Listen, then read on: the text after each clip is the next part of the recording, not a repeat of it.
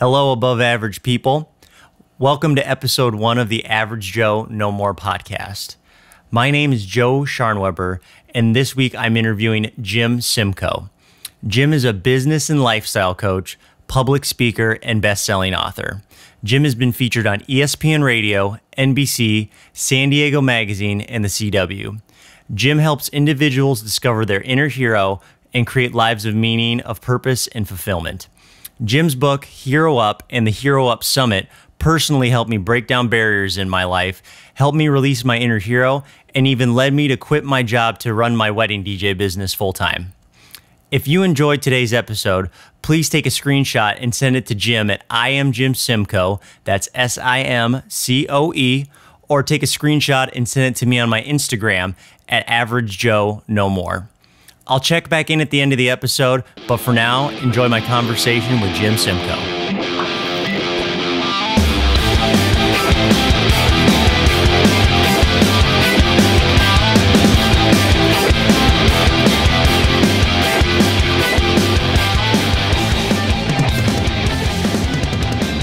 Welcome to the Average Joe No More podcast, Jim. Thank you so much for being my first guest. I really appreciate it. You got it. I'm so stoked to be here. This is great. Since the Hero Up Summit happened, oh my gosh, almost a month ago now. Yeah. Can for the listeners that haven't been don't know you, haven't really followed you, can you just kind of give a general overview of what the summit was, maybe a little background on yourself? Sure. Yeah. So I started the summit, like I told you guys during the retreat, I started it because I wanted to go to a personal development retreat or start one that I wanted to go to. And I saw a lot of them that were out there and they didn't combine the physical aspects of what I think you can learn doing physical stuff with the mental and the heart stuff. So we put those together, and I always like to say it's kind of like Breakfast Club meets Spartan Race. Absolutely. And yeah, it's been a long journey for me to create it. It's been a couple of years putting it together. Finally did it, like you said, about a month ago, and really enjoyed it. How did you find yourself in the personal development space? I think you sold real estate at one time beforehand, right? Yeah. So I sold real estate for a long time, and just through my own personal journey of everything I went through in my childhood, I got to a point where I really wanted to work on myself and my marriage. And once I became a father, I was like, look, I need to be a better dad to be a better example for my daughters. Absolutely. And that's kind of when I really dove into it. And what I really found was like, I didn't see anyone really doing it the way I wanted to do it. There are a lot of guys who were like, hey, walk on fire, follow me, I'm the guru, et cetera. Yeah. Which for some people is fantastic. But for me, I was like, look, I think everyone is a hero and you have that inside you, and it's my job and it's my goal to be your guide to help you bring it out. Yeah. Like I'm not the hero on the mountain that you need to follow, because the hero on the mountain that you need to follow is you. It's you. Absolutely. I'm just the one showing you, saying, hey man, the mountain's over there. Yeah. Climb that one. Yeah, absolutely. From reading your book, so your book, for those of you who aren't aware, is called Hero Up, and that's one of the things that really, really drew me to it, because it forces you to put a lot of the decisions and choice on yourself instead of other people. Right. Can you just go dig a little deeper into the whole idea of heroing up? Sure. I like the whole general, you're on the mountain, you're your own hero, but what does that actually mean? What does it actually mean? The lamest person. Yeah. So my thing, you brought it up, but it's basically that when you are the hero of your own life, that comes with tremendous power, but it also comes with tremendous responsibility. So it's kind of like the Spider-Man thing, right? Like you're this strong, so you have all this power, but you also have a responsibility. And I feel like you have a responsibility to your own legacy, to your family, and to your beliefs, and to who you want to be as a man or as a woman. And that's what I really am focused on helping people bring that out of themselves. Yeah. Again, I don't think it's something that I teach you to instill in you. You already have it. It's just uncovering it. Yeah, you already know it. Like we all know it. And I'm a big believer that there are people you should look up to in your lives, but you shouldn't follow them blindly. And so many people in this space want to be the hero and want to have minions who follow them blindly. Yeah, absolutely. And I'm not that guy. Yeah. Like, I don't think you should do that. Yeah. You shouldn't follow me blindly or anybody blindly, because you're the hero of your own life. You're the one making the choices. Absolutely. Do you think in maybe 2018, next year, you'll be doing more Hero Up summits? Yeah. Is it going to be pretty similar, a little different flavor? What are you thinking? We're going to do probably at least 3 or 4 more summits like this. Okay. Because the response has been so strong. And really, one of the unintended things that has happened during this during this summit, what we're seeing afterwards is the bond that you and the other members have afterwards. Absolutely. And that's not something I was thinking was going to happen, quite honestly. Like I wish I could say I was a genius and knew that was going to happen, but that's been one of the most beautiful things, is to see like you're still friends with the people who went, and you guys are actively reaching out to each other, even without me saying, hey, we should get together. Hold your hand, absolutely. Yeah, and so that's really cool. So like I'm looking at creating a whole community around this, where we do 3 or 4 summits a year, and then we do a bunch of smaller events as well, and really build this movement up, because I feel so strongly about it. I think that's wonderful. It was so interesting when there's a video that you guys put together for the summit afterwards, and I'll put a link to that in the video. But it was after the challenge that we did on the beach. Can you dig a little into that challenge? It was the physical aspect of the hero up. Right. So we put together a challenge with, as you know, 10 obstacles, and everything from climbing under a maze to climbing over it to running down the hill to touch a flag and back, putting a puzzle together blindfolded, doing some balancing work, and then also just doing some CrossFit exercises. But in each one of the challenges, we wanted to attack it and teach people from a perspective of like, okay, this is just a physical challenge, but here's a curveball. Here's a team building challenge, because you guys were working in partners with one another. And then we did different things where in the instructions, we moved things around and change things. And so some people got that, some people didn't get it. Toes, We specifically did stuff to you because you're so strong and so fast. We were making up rules on the fly for you to make you do more, just because you're trying to elicit a response. So you're trying to provide a stimulus that elicits a response from somebody. And what was interesting about it was to see how a group of very different people managed to get through the summit successfully in different ways. Very different ways. Yeah. Somebody like you, huge smile on your face. You kind of were like, okay, I got to do it. You were super Zend Out, which is what I love about you. One of the things I love about you, super Zend Out. And you're like, look, I just got to do it. And you don't question it. Yeah, absolutely. Other people get frustrated, but they're like, screw it, I'm just going to do it because I have to do it. And they use their anger to get them through. Yeah. So it's just really interesting to see those things, especially when you're throwing curveballs in. I'll tell you what, as you kind of said, the whole Hero Up Summit was combining that physical and kind of other normal retreat elements during there. And I thought the challenge was one of the things that really kind of glued everything together for me that weekend, was that it was just like, you can have somebody talk to you and tell you to do certain things or think certain ways, but it's when you actually have to put those things into practice, is when that really kind of takes to the second level. Right. But the thing I was going to say was, at the end, when you shot this little promo vid, you had, I can't remember the gentleman's name, but he took interviews of everybody. Brian Mahoney. Brian, yes. Great guy. And he just asked a couple questions that you probably told him to ask everybody. But one of the questions, kind of to bring back to your point about the making your friendships and stuff, is he asked, I can't remember exactly what the question was, but the answer that I had no idea, like I was even going to be asked these questions, kind of just came up, was just the fact I said that I met all these wonderful people that I could see them being in my circle forever and me being friends with them for the rest of my life, kind of deal. And it was something I kind of just said, and I didn't even realize I was saying it, but that definitely was one of the bigger parts of the Hero Up that really helped me and really kind of took it to the next level. Was definitely just, there's so many wonderful people. And it's just the fact that I have seen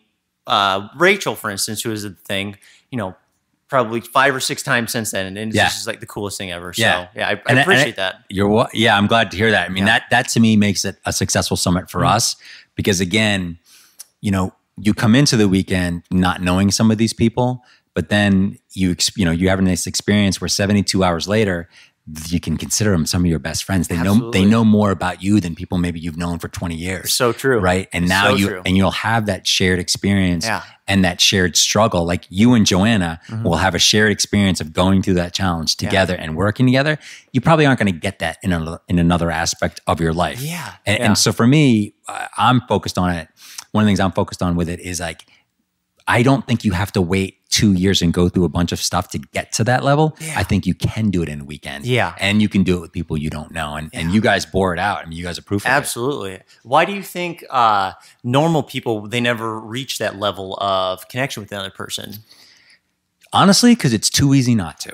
It's so easy. It's so easy. If I see you and I say, how you doing? And you say, fine, I'm good, right? There's no You could tell me really how you're feeling. Yeah. But you're probably not going to. Yeah. Right? Yeah. But when you're in a situation like that where like people are being vulnerable and people are being challenged to take risks, it just allows for that deeper connection to happen. It's one of the reasons when we started the summit on Friday, one of the things at the end of the night, we did the lip sync concert, right? Absolutely. You guys all got in in costumes and came out and lip sync, I guess is the right word. Whatever Close enough, Close enough. One of the big reasons for doing that is to, again, get you out of your comfort zone.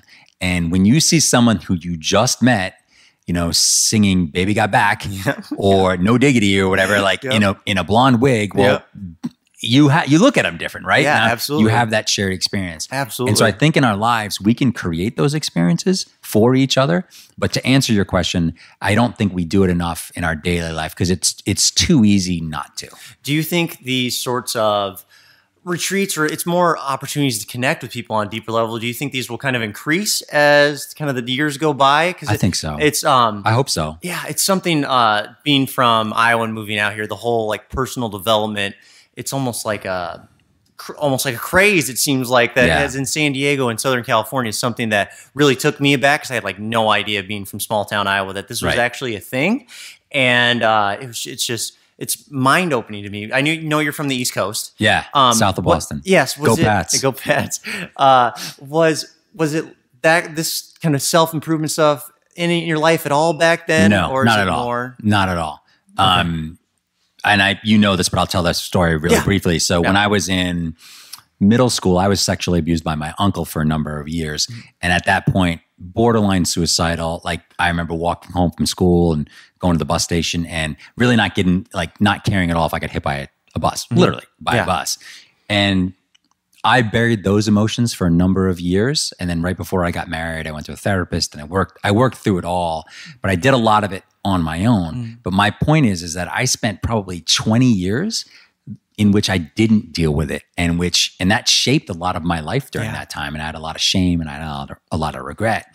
And so one of the reasons that I try to do this work is so that someone like you doesn't go through that, and someone can learn from my mistakes. So I'm trying to take something that was a pretty horrible situation and make it less horrible, because if I can give that example to somebody else and you pick up one thing from my experience, then it's less horrible. Absolutely.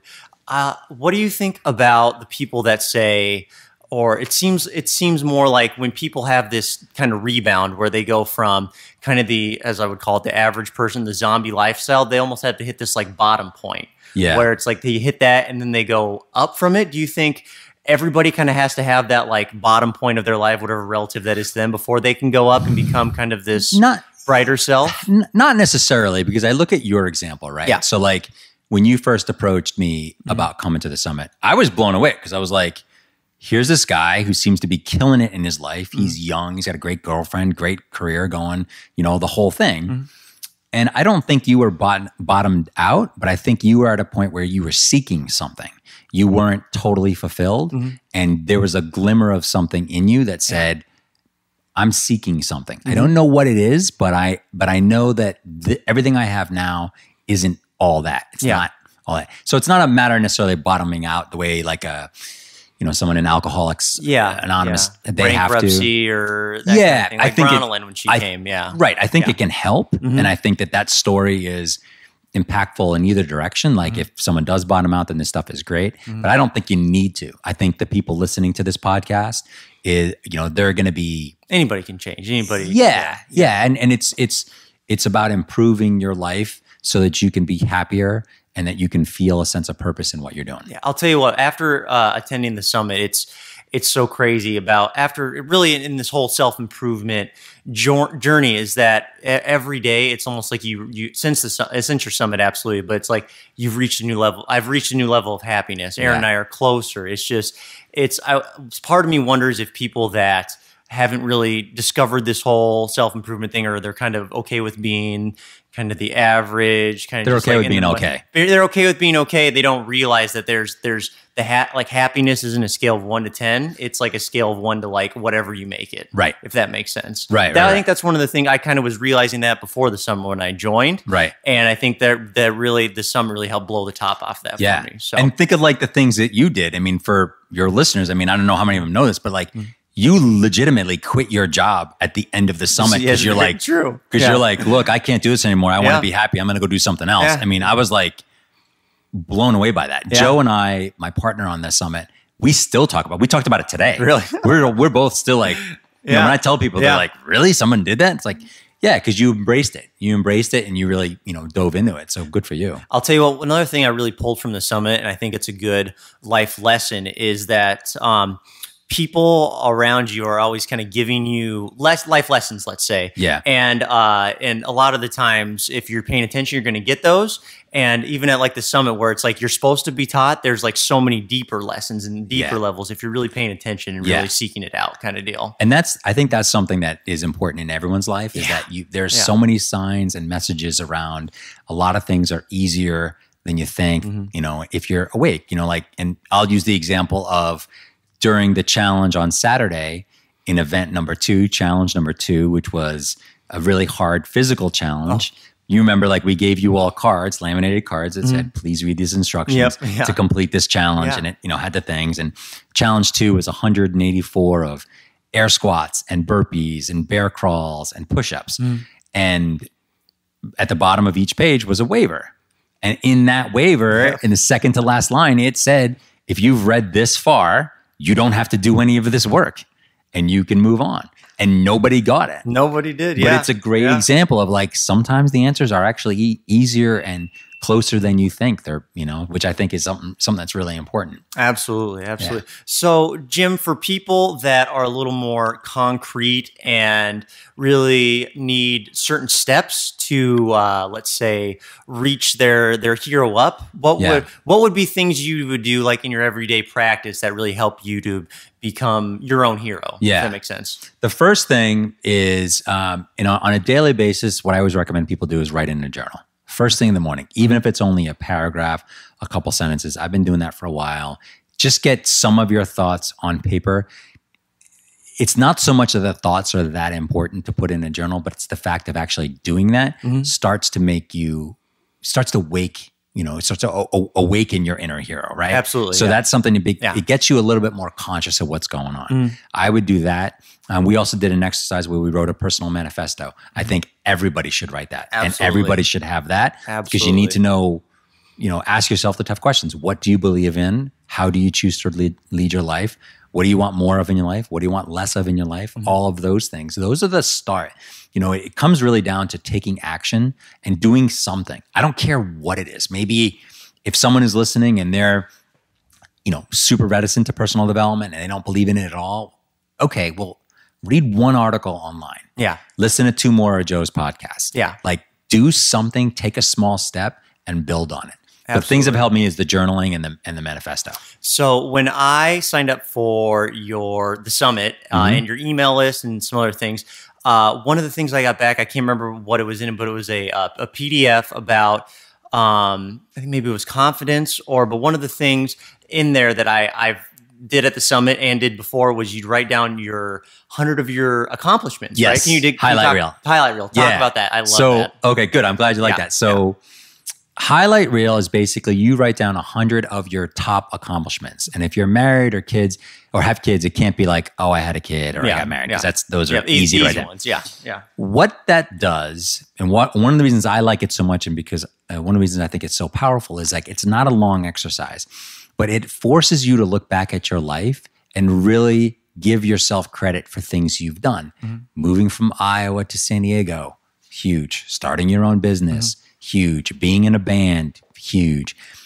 What happens when you do that, especially when you get to 100? And it could be stuff like, hey, in 8th grade, I was on the orange team for basketball and we beat the red team. Small now. Yeah, you would consider small. Yeah. But what it does is it shows your conscious brain that you have a history of success and that you have a history of accomplishment. Yeah.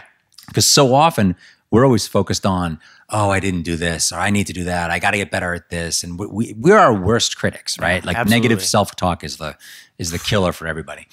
So when you do the highlight reel exercise, it forces you to think about your life differently. And then when you've got 100 things written down and you look at it, you're like, oh my God, like I I've done a lot. Yeah, absolutely. And maybe I'm not that old and I've done like a ton. Yeah. And you'll struggle with it. I mean, you saw people at the summit. You struggle with it for a little bit to get to that number. Yeah.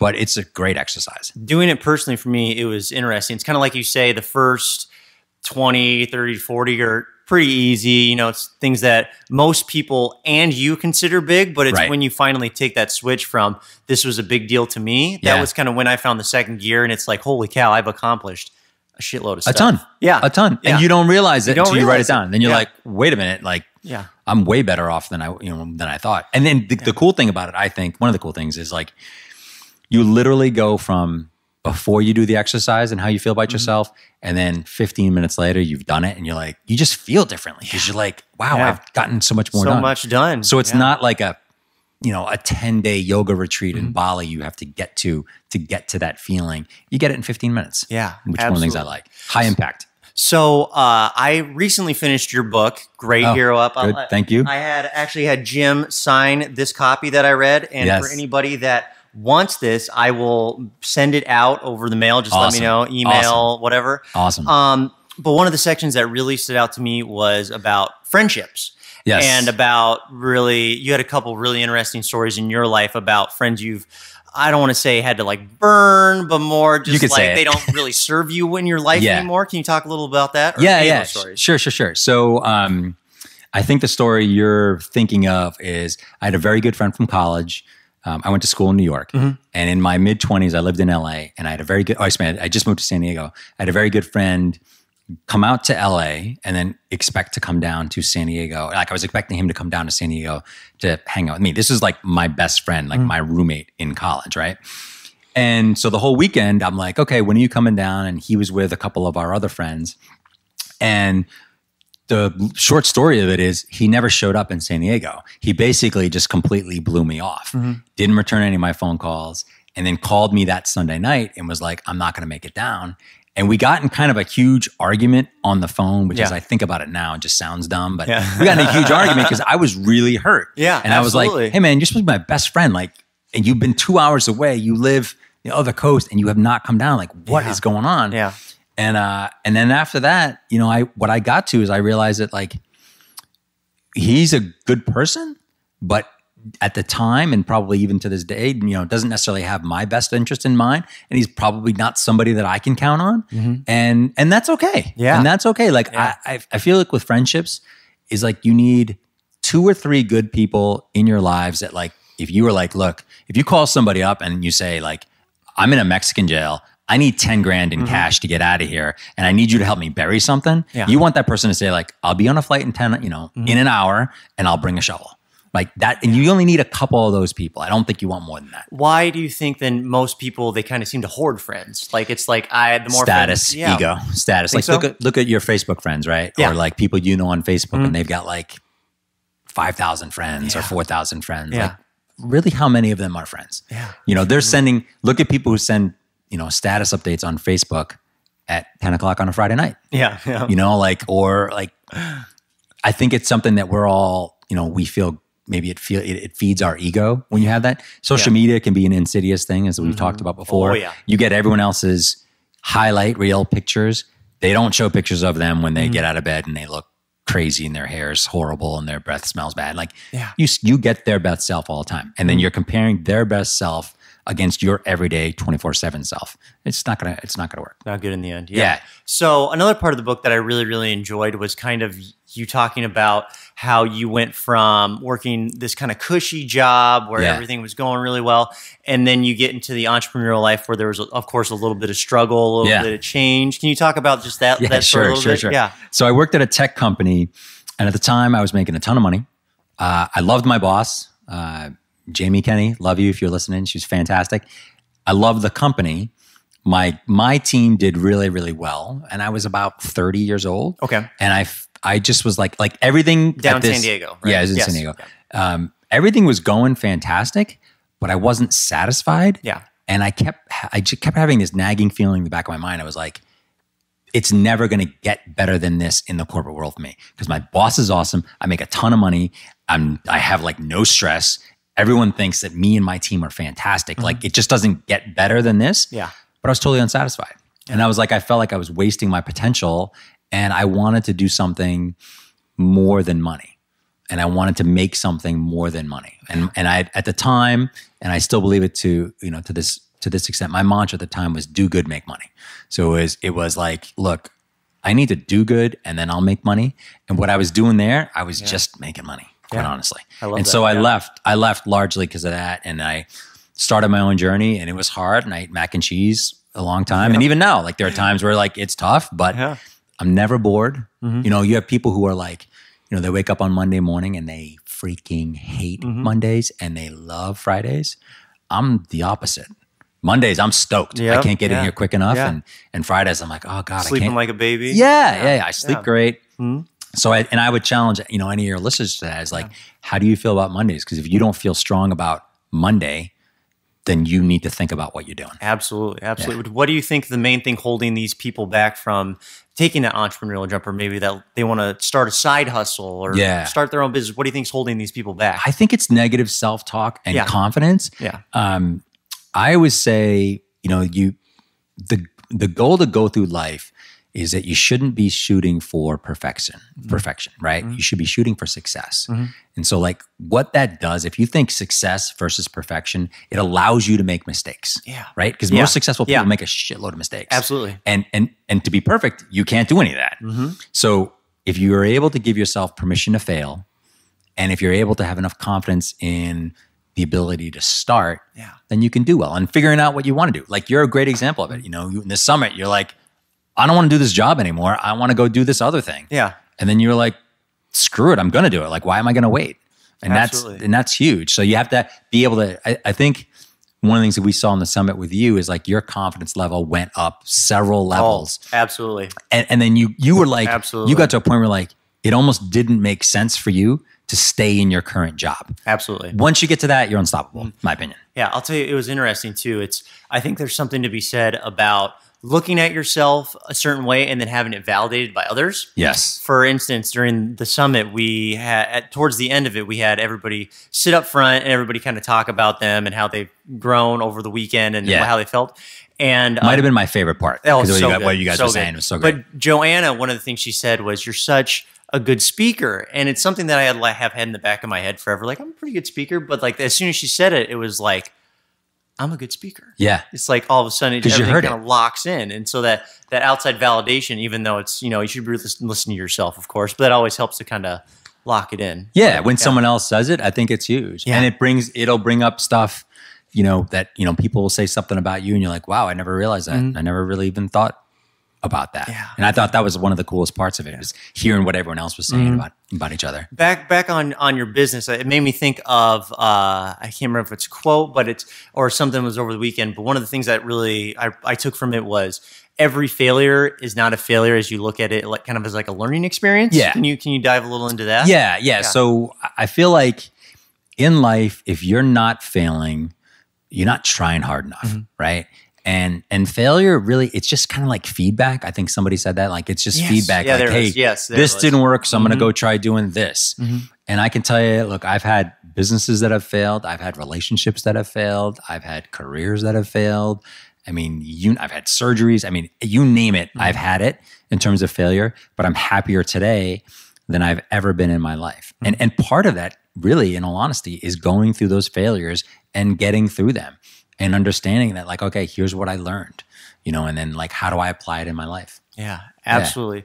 So Jim, as we kind of get closer to the end here, if you could have, let's say, one take home for that average listener, average person who's okay with being okay, wants to be better than okay, what would maybe one takeaway from maybe your story or just your life in general that would really kind of help them take the next step, you think? Yeah. I would say to anybody listening to this right now, if you think of my example, I'm a guy who came from, you know, middle class at best means middle class at best education.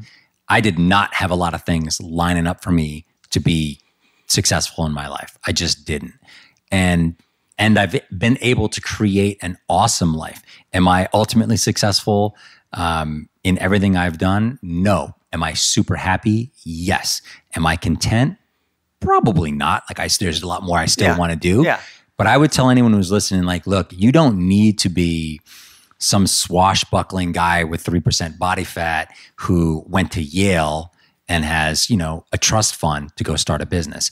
You can be a guy who, doesn't know what the hell he's doing, but feels passionate about something, because you'll figure it out. Yeah. You will figure it out, and never stop learning and never stop trying to improve yourself. Yeah. Well, Jim, thank you so much for being on. Yeah, if anybody wants to reach out to you, kind of get a hold of you, ask you a couple questions, where's a good place to do that? Best way to do it is go to the website, which is jimsimcoe.com, JIMSIMCOE. Okay. And then they can also email me at jim@jimsimcoe.com. Awesome. And then the book you can just grab off of Amazon? Yeah, it's on Amazon. It's called Hero Up, Unleash Your Inner Hero and Make Life Epic. You can also go to heroupthebook.com as well. Awesome. Thank you so much. Yeah, you got it, man. Great being here.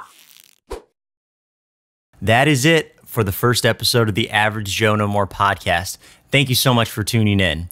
If you enjoyed today's episode, please make sure to subscribe on your favorite podcast platform, share it with your friends, and also leave us a 5-star review on iTunes. It means a lot.